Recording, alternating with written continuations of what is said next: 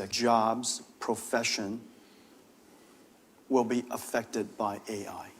今天我看了英伟达 CEO 黄仁勋昨天在 CSIS 的最新专访，这场访谈深度解密了中美 AI 的真正竞争，未来20年的科技格局，以及每一个普通人要面对的新现实。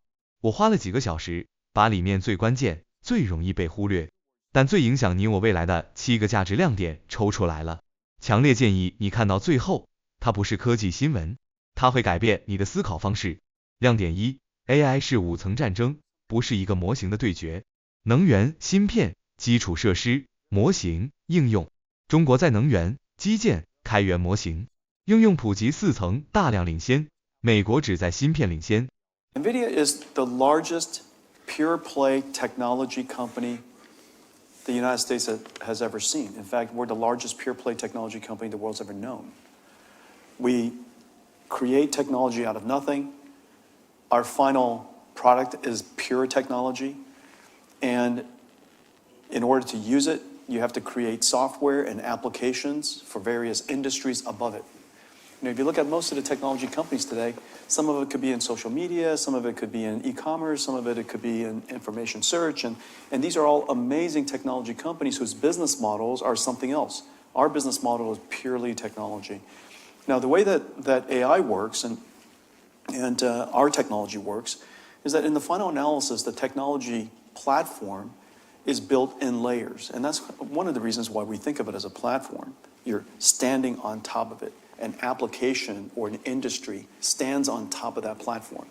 That platform starts with energy on the bottom. One of the reasons why this administration has made such a huge difference right away is this pro-energy growth initiative.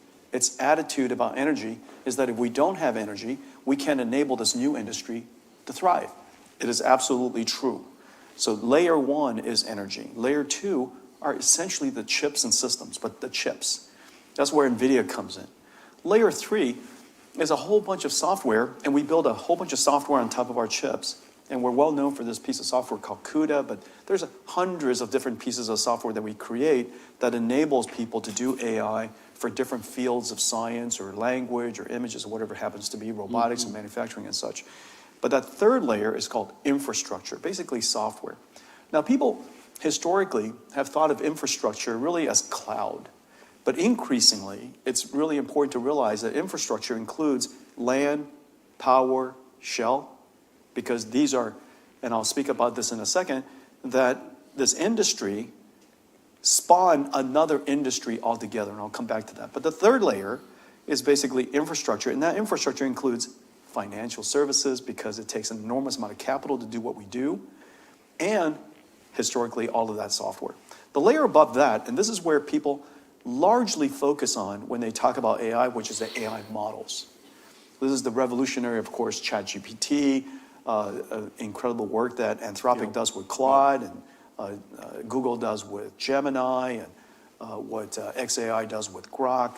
But the important thing to realize, those are 4 of the 1.5 million AI models in the world.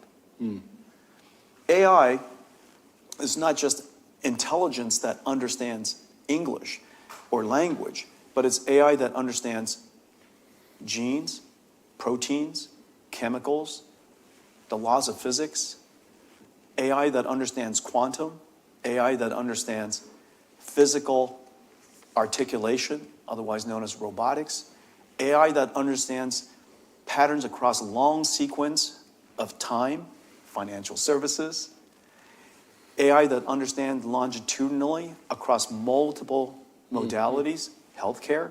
And so AI has all of these different reaches and domains. We talk about this one area. We just have to be very careful to understand that AI spans basically every form of information across every field of science, across every single industry. 1.5 million AIs around the world. On top of that are all the applications. And we never should forget that in the final analysis, these AI models are technologies, but technologies are about enabling application and use. Whether you're in healthcare, you could be in entertainment, manufacturing, self-driving cars, transportation. Each one of these industries have AIs that deeply affect them, and these are the 5-layer stack. NVIDIA is at the lower level, the platform level. The reason why we say that we're an AI company that works with every single AI company in the world is because we're the platform by which we are able to work with all of these technology companies and all these application companies across all these industries. And so that is a platform that we created. The moat that people describe, not so much a moat, but basically the language by which all of these different applications and these different technologies speak to us is an architecture we invented 25 years ago called CUDA. And on top of that CUDA library is a whole bunch of algorithms that we invented over the years, and that is basically NVIDIA's platform.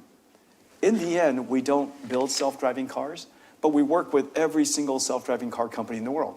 In the end, we don't discover drugs, but we just have, we work with every single drug discovery company in the world. We're the platform by which they build their things. We're a platform company. I think I had a half a dozen young kids come up to me today saying NVIDIA gave them a better gaming experience. I mean, all your... Before we invented the AI industry, the first industry we created is the modern gaming industry. Absolutely. Yeah. Yeah. You don't know this. I'm very proud of this. NVIDIA is the world's largest gaming platform. Yeah, and you probably didn't know that. That's how most of the kids were talking to me about that today. I want to see them. 300 million active users. Yeah. 100 million of them, Nintendo Switch. Yeah, NVIDIA's in that. Okay, so let me ask you. You said something recently that was quite provocative. You said that China was winning the AI race, the AI competition. I know that you've got a powerful, competitor in Huawei, and Huawei has a lot of advantages you don't have. Why don't you describe this competition? Are we really losing? It was a very good headline. It was a great headline, yeah. And it apparently caught a lot of attention. As you know, with headlines, the disclaimer part, the foundation part was left out of the headline. But the way to think about that is that let me just handicap it right now. If you look at AI and go back to the first thing that we said, AI is a 5-layer cake. Let's just always simplify. It's not quite this simplistic, but let's simplify AI into a 5-layer cake. Energy, chips, infrastructure, models, and applications. Okay? And let's handicap it across from bottom to top. At the lowest level, energy, China has twice the amount of energy we have as a nation. I want to ask about that. Twice as much energy as we have as a nation, and our economy is larger than theirs. Makes no sense to me. We also know that one of the most important initiatives, one of the most important policies of this administration, and that was the first thing that President Trump said to me when we met, is, listen, we need to reindustrialize America. We need to onshore manufacturing again. We need to help America make things again. It's going to create jobs. That part of the economy has been offshored and completely gutted the United States. We need to bring that back, and he needs my help to do so. And so that entire sector of the economy is missing. And however, without energy, how do we build chip plants, computer system plants, and these AI data centers? We call them AI factories. We're building simultaneously 3 different types of factories in the United States: chip factories, supercomputer factories, and AI factories. They all require energy, every single one of them. Yeah. And so on the one hand, we want to reindustrialize the United States. How do you do that without energy? And so the fact that we vilified energy for so long, President Trump sticking his neck out and taking it on the chin and helping the country realize that energy is necessary for our growth is one of the greatest things he's done right off the bat. And so now at the energy level, back to that stack, we're, 50%. And they're growing straight up. We're kind of flat right now. And so, number one, energy. Number two, chips. We're generations ahead. We are generations ahead on chips. And I think everybody recognizes that. Number three, infrastructure. If you want to build a data center here in the United States, from breaking ground to standing up a AI supercomputer is probably about 3 years. They can build a hospital in a weekend. That's a real challenge. And so at the infrastructure layer, their velocity of building things, because they are builders, their velocity of building things is extraordinarily high. Now, really quickly on chips, we're several generations ahead, but don't be complacent. Remember, semiconductors is a manufacturing process. Anybody who thinks China can't manufacture is missing a big idea. But China discounts energy costs for a chip company by 50%. That's right. They provide free transportation for employees to come out to the factory. That's right. I mean, you can't do that. I mean, our energy cost is more expensive than theirs in the first place. Absolutely. And then they discounted 50%. And so we're probably call it 4 to 8 times the cost. So tell me, how do you feel about this great competition with China? I mean, the government is putting enormous resources underneath their champion. We don't do that in this country. How do you feel about that? Well, before I get there, don't let me not answer that question. I'm dying to answer it. But let me handicap the next 2 layers.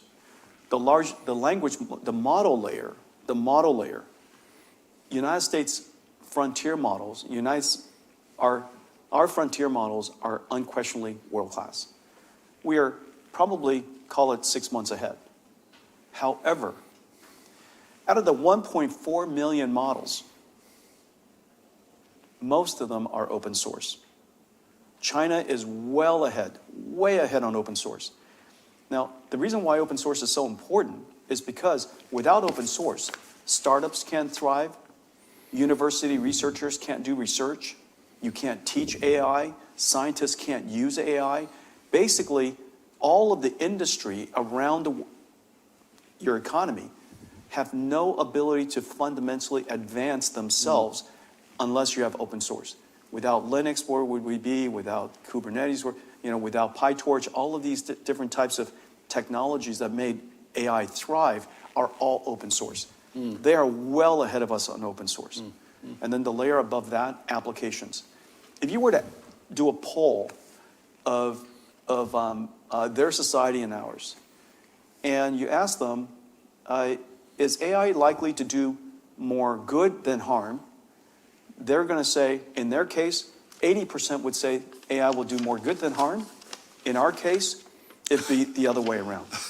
And so that tells you something that's very, very important. Socially, we need to be careful not to describe AI in these science fiction movie ways of describing AI and causing people so much concern.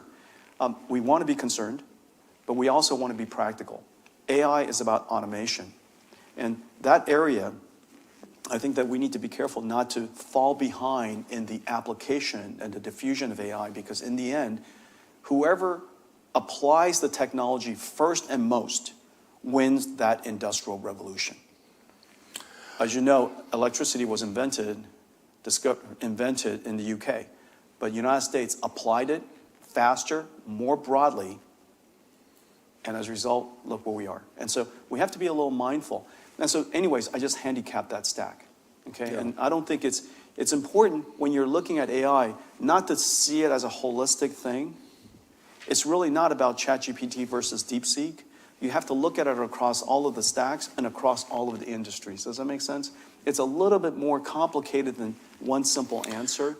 Jobs are going to be dramatically enhanced by AI. Yeah. Some jobs will become obsolete. New jobs are going to be created, and every job will be changed. So that, let me just I used two words just now, and it's really important we think about these two words very differently. One is task, the other one is job. Now, it turns out, I think it was something like 7, 8 years ago, a very important AI scientist, maybe the most important AI scientist, declared the first application for AI will be radiology, because computer vision was the first breakthrough. And that, in fact, entire radiology industry within 5 years will be completely transformed by AI. And that in 5 years' time, radiologists will all lose their job. And he advises that no one should be a radiologist. That was his advice, and it was taken very seriously. Now, some 5, 6, 7, 8 years later, every single radiology platform has been completely transformed by AI. 100%. Every single radiology platform. The number of radiologists has increased. The question is why? And the reason for that is because, as it turns out, studying the scans, studying the images, is the task of a radiologist. The goal or the job of a radiologist is to diagnose disease. This is true for many, many people. People say, I don't need software engineers because apparently coding is going to be automated. I've given AIs to every one of my software engineers and hardware engineers and engineers, period. 100% of NVIDIA has AI assistants, AI coders. And they're busier than ever. And so the question is, what is the task versus what is the job? No different than a financial analyst. The task is mess around with spreadsheets. But the job is to make a financial advice. The job is to help a customer. The job is to analyze the market, make a prediction about market. And so there's still, the human factor is still quite significant. And I would just tell everyone, before you decide that that AI is something that you're worried about or scared about, go engage it, go use it. And even in the humanities, the fact of the matter is with AI today, my writing has improved. I don't think the quality is. It still writes in my taste and my ways, but my speed of writing has dramatically improved. Yeah. Well. And so I'm more productive today. I'm still writing the original pieces. I still have to write the original voice. I still have to create the original thought. But every so often, as you know, when we derive other speeches out of other previous speeches, the concepts are very similar, but the content, the delivery, the context is so different. We now can use AI to help us regenerate the first draft. So for me, for the humanities, I would just say original thought, original writing, your taste, made with human hands are still always going to be valuable. 中国 AI 全债正在完全自主化，50%全球 AI 研究员来自中国，70% AI 专利在中国，顶尖工程师最多，能源产能是美国2倍，借 AI 工厂速度远超美国，会像5G 一样输出到全世界。亮点3，美国最大问题，缺能源，缺电。AI 工厂不是小显卡，是重2吨150万零件，消耗20万瓦电力。美国电力增长停滞，中国电力垂直上升。亮点4， AI 会改变每个行业，但不会取代工作本身。任务会被取代，工作不会。AI 做的是执行，人类做的是意义。亮点5，机器人革命会在中美同时爆发。中国3大优势：缺工强需求 ，AI 工程师最强，机电与制造最强。亮点6，为什么美国必须重新工业化？制造业不回来，美国无法解决阶层问题，解决就业，保住国家安全，保住全球领导力。亮点7，黄仁勋的个人金句：我可以不工作，但这是我一生唯一不想错过的时代。这20年，人类进步将超过过去所有时代加起来。美国是奇迹，我是美国梦的受益者。AI 不会取代你，它会让你变成有超能力的人。好了。这就是我从黄仁勋最新专访里整理出来的7个最核心、最有价值的启发。说实话，很多内容是外界看不到，但却真正在影响我们未来10年生活和投资判断的底层逻辑。如果这期视频对你有一点点启发，请帮我点个赞，顺手分享给一个你在乎的朋友，让他也能看到这背后的大局观。如果你想长期跟我一起，用更深的思考方式去理解科技、投资和未来，那记得订阅频道，这样我的每一期内容你都不会错过。你的支持就是我持续做好内容最大的动力。谢谢你，我们下期见。